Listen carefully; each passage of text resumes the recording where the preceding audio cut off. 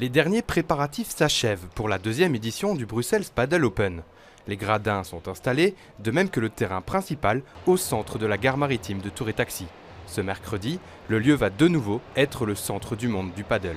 Mais à quelques centaines de mètres de là, dans le hangar 4, les qualifications ont déjà lieu depuis ce samedi.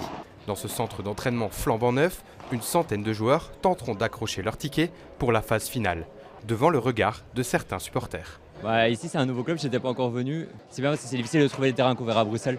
Tout d'abord, ce club-ci c'est magnifique, ensemble avec le Tour et Taxi, les gares maritimes. Il n'y a pas plus beau, hein. C'est génial, l'ambiance est super. 8 terrains, soit le plus grand centre intérieur de paddle de la capitale. Pendant une semaine, c'est donc un rendez-vous décisif pour les 200 meilleurs joueurs du monde. Le Bruxelles Padel Open a encore vu les choses en grand.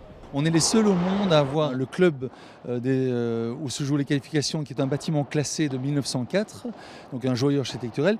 Et on est les seuls au monde à avoir l'Open, donc le tableau final, dans la gare maritime, qui est aussi classé 1904, qui est un bâtiment de 15 000 m², qui a gagné le Grand Prix mondial de la restauration. Et donc tous les autres tournois se font dans des stades qui sont aseptisés. Et ici, on a un joyau exceptionnel. Après le succès de l'année dernière, 50 000 personnes seront attendues dans les travées de la gare maritime.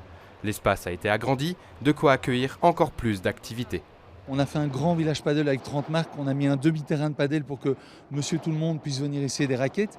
Et le terrain numéro 2 est gratuit pour justement que un maximum de Bruxellois ou de Belges viennent découvrir la beauté de la gare maritime, viennent découvrir le paddle et s'ils veulent, prennent aussi un ticket sur le central pour découvrir les meilleurs joueurs du monde. Plusieurs Belges tenteront de se frayer une place parmi les qualifiés.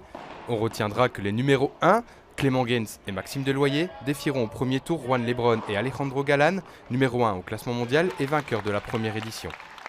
Enfin, dernière nouveauté, cette raquette en bronze d'une valeur de 25 000 € est mise en jeu.